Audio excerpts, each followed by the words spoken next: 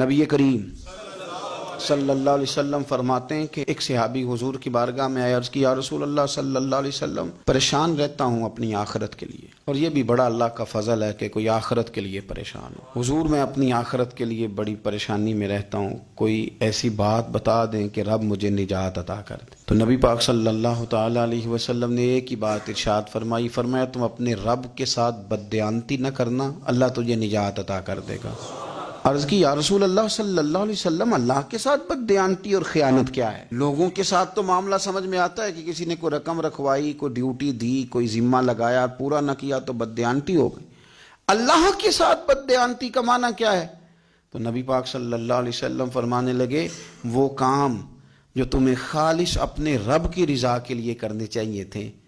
ان کاموں میں اگر تم نے نیت کر لی نا کہ لوگ بھی دیکھ لے،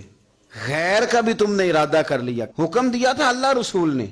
کرنے تھے اللہ رسول کے لیے، اور جب تم نے ارادہ کر لیا نا کہ ذرا لوگوں کو بھی پتہ چل جائے میں نمازی ہوں، تہجد گزار ہوں، قاری قرآن ہوں، عامل بالسنہ ہوں، شریعت اسلامیہ کا پابند ہوں، جب تم نے یہ والا ذہن بنا لیا نا تو پھر تم نے اپنے رب کے ساتھ بددیانتی کی،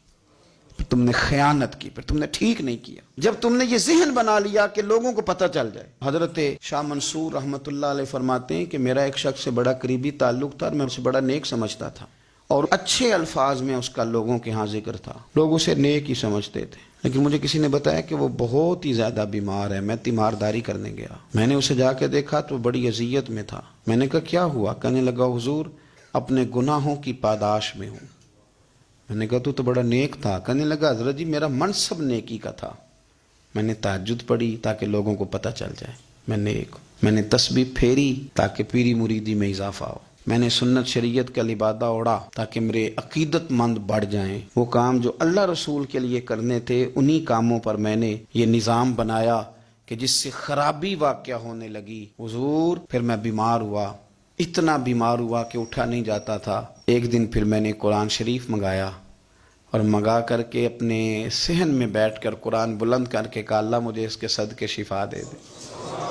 آج کے بعد ایسا کام نہیں کروں گا۔ رب نے تو شفا دے دی پر میں نہیں باز آیا، میں گویا بیچتا رہا تہجد کو، میں سیل کرتا رہا اپنے وظیفوں کو، میں نے وہ جملے، وہ الفاظ، وہ تلاوتیں، وہ نعتیں وہ میں کرتا رہا، سیل کرتا رہا۔ پھر بیمار ہو گیا، پھر دعا مانگی، قرآن شریف شروع کیا، پڑھا، سورہ یاسین تک پہنچا، پھر بلند کیا، اللہ اس کے صدقے شفا دے دے، وہ بڑا ہی مہربان ہے، اس نے پھر معاف کر دیا۔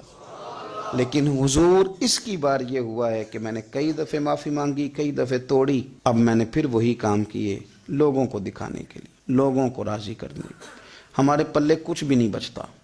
جو کچھ ہے وہ دوسروں کو دے ڈالا۔ اس لیے نبی پاک علیہ السلام فرماتے ہیں قیامت کے دن اللہ تعالیٰ کچھ لوگوں سے فرمائے گا جن کو دکھانے کے لیے نمازیں پڑھتے تھے جاؤ ان سے جا کے اجر مانگو، جن کو دکھانے کے لیے تم نے صدقات کیے ان سے کہو تمہیں اجر دیں،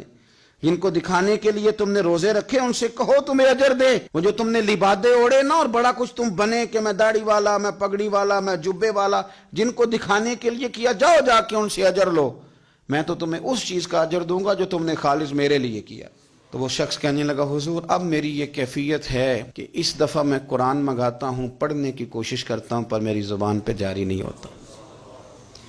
آپ میرے لیے دعا فرما دیں۔ کہتے ہیں میں بھی رویا، وہ بھی رویا، ابھی میں اس بستی سے باہر نہیں نکلا تھا کہ اس شخص کا انتقال ہو گیا،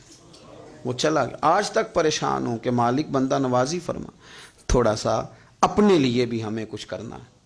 ہمیں غور کرنا ہے کہ یہ کام کرتے وقت میرا ارادہ کیا ہے، اس کام سے میرا مقصود کیا ہے، اور جس ارادے سے میں کر رہا ہوں پھر اس کا نتیجہ کیا ہے۔ اگر اسی طرح الجھ گئے، میں کہتا ہوں کہ ہم نے دعوتیں ولیمے بھی کھائے اور ہم منگنی میں بھی گئے اور ہم بارات میں بھی گئے اور ہم جناب سیاسی میٹنگ میں بھی گئے، کس لیے کہ دنیا داری ٹھیک رہے، یہ سارے کام دنیا کے لیے کر لیے تھے تو اب نمازیں تو نانا دنیا داری کے لیے پڑھیں،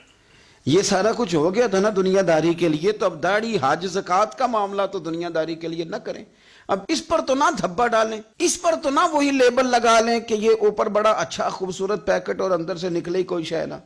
خرابی ہو جائے اور صبح قیامت جب راز کھلیں تو پھر ہم سے چھپنے کو جگہ ہی نہ مل سکے۔ نبی کریم صلی اللہ تعالی علیہ وسلم نے ہماری تربیت فرمائی، حضور فرمانے لگے مخلص ہو کے عمل کرنا،